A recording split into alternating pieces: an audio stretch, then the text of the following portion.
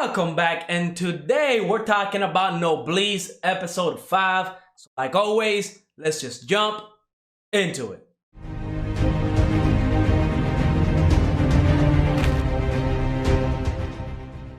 Episode 5 of Noblesse is the episode I've been waiting for such a long time. I feel like this anime since episode 1 has been dragging a little bit. I really wanted to see some cool action scenes, some cool fights. I mean, we have this OP character, Rai, and we haven't gotten to see him in action yet, right? Now, if you were to count Noblesse Awakening as the actual first episode, which you should, if you haven't seen it, definitely go check it out, then you would just see how OP Rai is. So I really wanted to see more of him.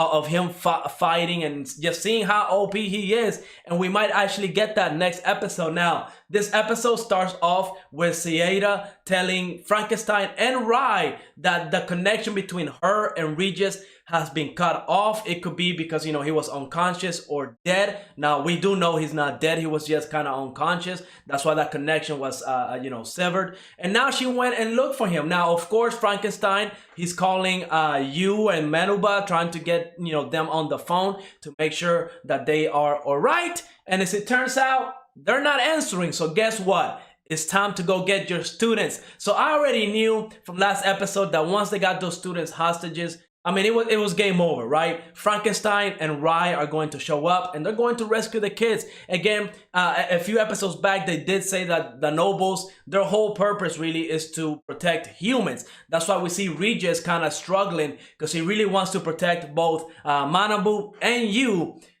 And M21 is just sitting there playing a tough guy, trying to call out their bluff like they're not going to kill this human. So Regis is definitely mad because M21 in his eyes would seem like a traitor. And honestly, I would be pissed off too if I was in the same situation. Like, I thought we were friends, like you're supposed to help me, help these kids. What is going on, right? Now, I will say, hopefully, and this is only a theory, right? I don't know if it's actually going to happen. Usually in shonen anime or anime of this type, that characters don't die that often. Now I'm hoping that M21 does die because it will be like a heroic death, right? We see M21 after Yu was being strangled to death. He was like, okay, I'm gonna have to step in. Like, I cannot call their bluff. The leader, Kranz, no mercy. He cannot leave any loose ends. So he gave the order to Sharks, kill all the kids in there. So M21 had to step up, and he kind of told Regis, you're gonna have to take care of this because M21 is not that strong. Now, we also got to see the fight between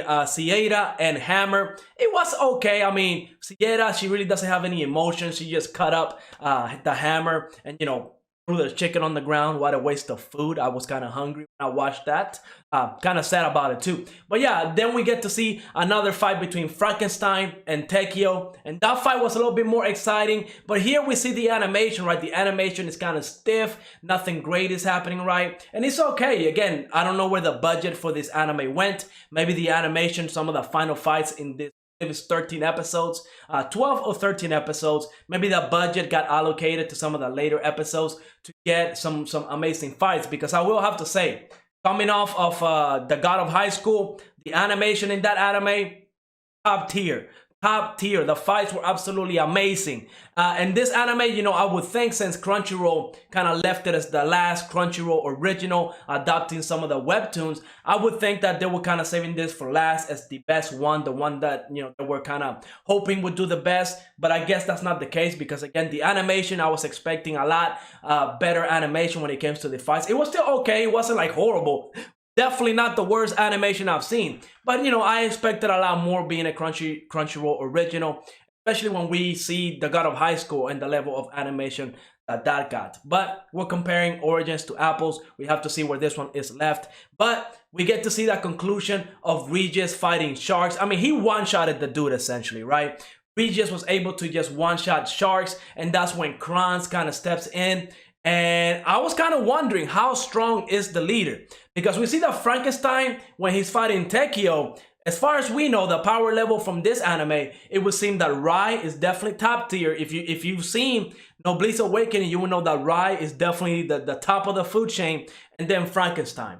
And Frankenstein, when he's fighting Tekio and he took that drug that made his abilities and his speed, his power a lot more powerful, it seemed, we don't know yet because we didn't get the conclusion to that fight. I'm sure we're going to get it later. But it seemed that Takeo had an upper hand against Frankenstein. He's an absolute beast. And he's not the leader. Cant is definitely OP.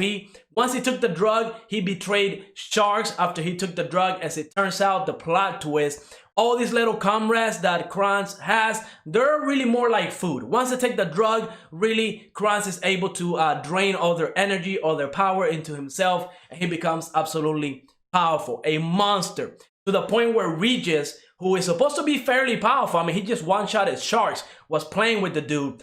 He couldn't keep up. He couldn't even put a scratch on Cant. So that's when we see the cliffhanger. I mean, I have to say, this is the first time that I'm actually excited for episode 6, because up until this point, you know, yeah, I like the characters. I like Rai. I would love to know more about his story, Frankenstein, the relationship. I really don't care about the students. They could die, really. I don't care about them. But when it comes to like the main cast of Rai, Frankenstein, Regis, Sieda, like the nobles, I really want to know their past and how they became to the way they are right now. And the fact that we're not getting that, maybe we'll get it later, that would be awesome. But I mean, seeing Rai come in, it was just awesome. I really am looking forward to episode 6. You know, up until this point, I was really feeling like, all right, you know what, I'm not really looking forward to the next episode. Like if next week they were to say, you know, this episode, we're going to take a break, I would be like, it's whatever. But they better not do it with episode 6, because I really want to see what is about to go down on episode 6, because I'm telling you, that walk of Rai coming in, because he's the only one that'll be able to fight Cant. He's the only one.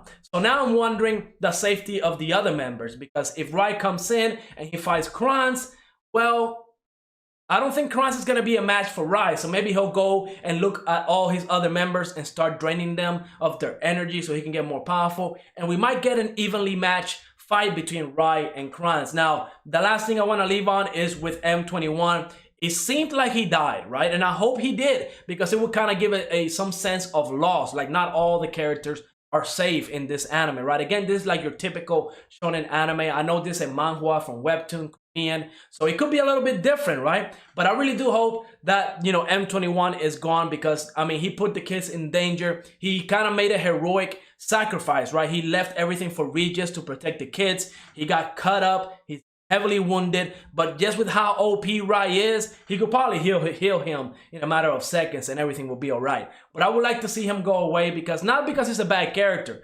I do like M21, but just to give the show a sense of dread, a sense of loss, that, you know, any character could die at any moment. I feel like some animes definitely need to start doing that. Overall, great episode. The only negative really I have is the animation. I mean, I was really expecting a lot more, especially since the first 5 episodes, there wasn't any need to have great animation. So I kind of, you know, was hoping that when we did get to the action and the fights, all that budget will go to that episode and we will get some decent stuff. That's not what we got. We got okay stuff, and that's all right. Not every anime has to have, you know, SAO, Attack on Titan, Demon Slayer, or heck, even the God of High School level of animation. But I can't wait for episode 6. Let me know in the comments what you thought of this episode. And like always, leave a like, subscribe, and I will see you on the next episode.